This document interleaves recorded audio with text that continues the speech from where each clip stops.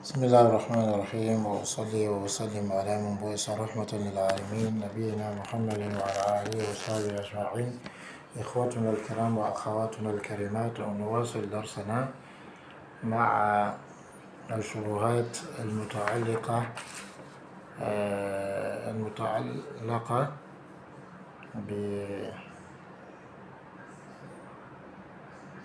المتعلقة ب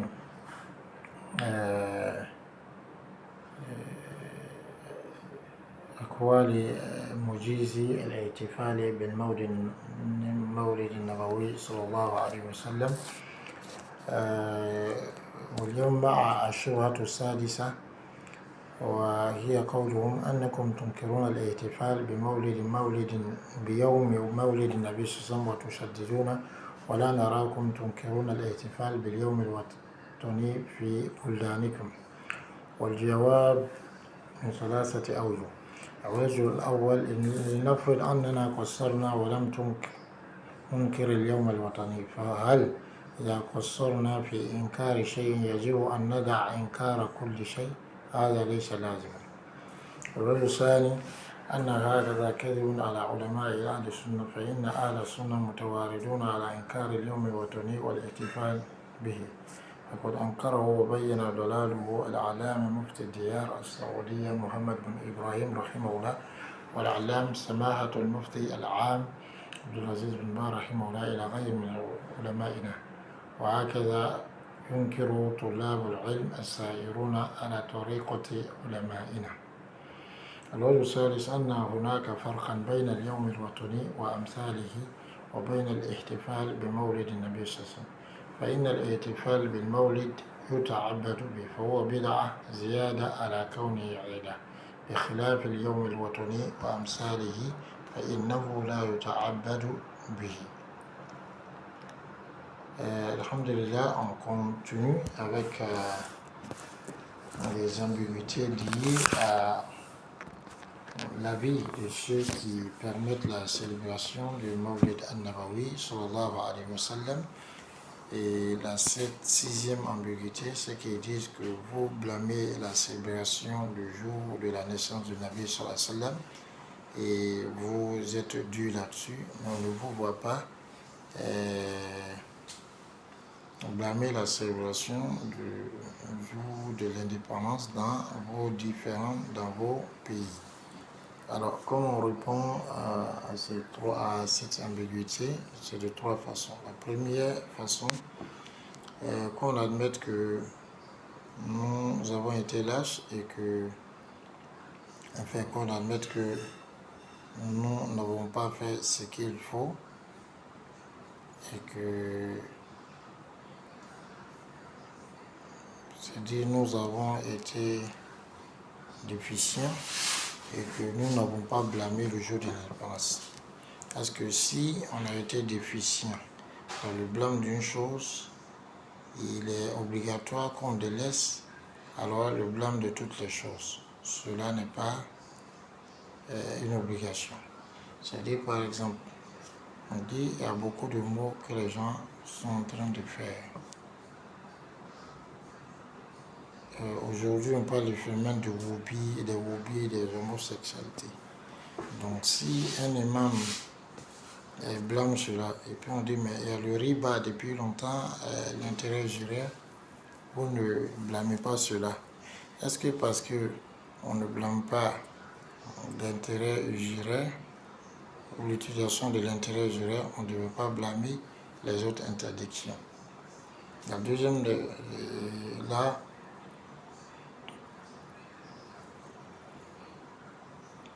il faut bien comprendre cette partie. La deuxième façon, c'est que cette parole même dit qu'on ne blâme pas le jour de l'indépendance est un mensonge forgé sur les savants de la Sunna.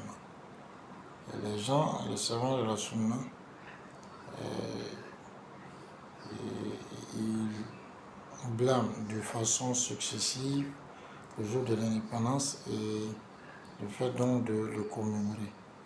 Et parmi ceux qui l'ont blâmé et donc déclaré son caractère, son égarement. Donc le fait qu'on célèbre ce jour-là de l'indépendance, que c'est un égarement. Il y a le grand savant, le mufti de l'Arabie Saoudite, Mohammed ibn Ibrahim Rahimahullah. Et le grand savant, son éminence, le mufti général Abdelaziz Boumba Rahimahullah, et bien d'autres parmi nos savants. Et de cette façon, les élèves étudiants en sciences qui marchent sur les pas de nos savants l'ont aussi clamé. La troisième façon de répondre, c'est qu'il y a une différence entre le jour de l'indépendance et ses semblables et le jour de la célébration de la naissance du Nabi sallallahu alayhi wa sallam.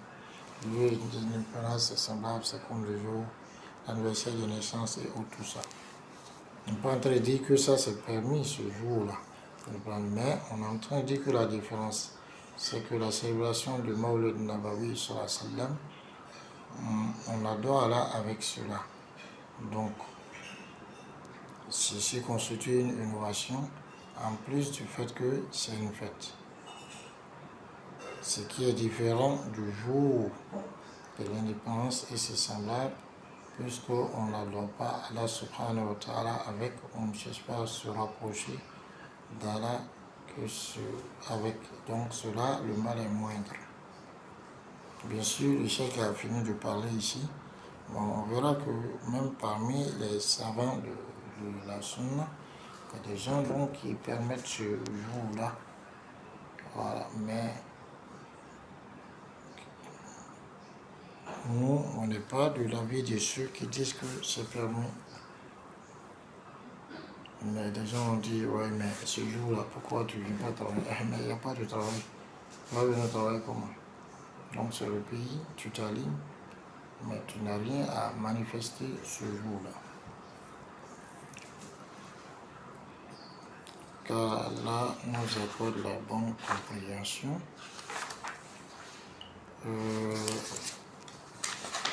الشبهة السابعة أن يوم مولده صلى الله عليه وسلم فرصة لتذكير الناس بسيرته وبشيمه وأخلاقه وأفعاله الحسنة وغير ذلك. والجواب من ثلاثة أوجه. الوجه الأول أنه لو كان فرصة لما غفل عنها السلف الأولون والعلماء والمعتبرون حتى ينبه على ذلك الرافضة أو من يأتي في القرن السابع فينبه الأمة حتى ينبه على ذلك الرافضة أو من يأتي في القرن السابع فينبه الأمة على ذلك. وهو الثاني أن من بلغ به التقصير أن لا يذكر بالنبي صلى الله عليه وسلم وبمكانته إلا أن يحدث بدعة وهي الاحتفال بمولده صلى الله عليه وسلم، فإن هذا من التقصير والجفاء في حق النبي صلى الله عليه وسلم. الوجه الثالث أن ما بني على باطل فهو باطل، وقد تقدم ذكر أدلة على أنه بدعة. Et la septième ambiguïté, elle se situe au niveau de ceux qui disent le jour de la naissance de Nabi sallallahu alayhi wa sallam est une occasion pour rappeler les gens de son histoire, de ses noblesses de caractère, de ses bonnes actions et autres. Comment on répond à cela? On répond pour dire que si c'était une occasion pour se rappeler, alors les plus prédécesseurs ne se seraient pas, n'auraient pas ignoré cela. Et les savants dont les paroles est prise en compte n'auraient pas ignoré cela jusqu'à ce que viennent les rafidites, c'est eux qui avertissent ou qui attirent l'attention des gens là-dessus, pour que vienne quelqu'un dans le 7e siècle pour qu'il attire l'attention de la Ummah là-dessus. Alors, la deuxième façon de répondre, c'est que celui qui a été déficient à tel point qu'il ne se rappelle de Nabi sallallahu alayhi wa sallam et de sa place si ce n'est que d'innover, donc d'instituer une innovation qui est la célébration de sa naissance au sein. Alors cette déficience, et cela donc va constituer pour lui une déficience et un manque de considération vis-à-vis de la personne de Nabi sallallahu alayhi wa sallam. C'est-à-dire de toute l'année, il n'a pas vu un moment où il va rappeler les zéros de il va faire les zéros de Rasul sallam pour rappeler ses noblesses de caractère, si ce n'est que en ce jour-là.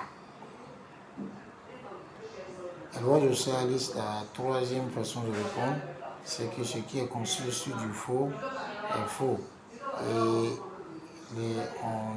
précédemment, on est passé sur les preuves de ce que la célébration de Maulid est une innovation. Et donc, c'est comme on dit, le faux corrompt tout, car on nous accorde la bonne compréhension. Salam alaikum.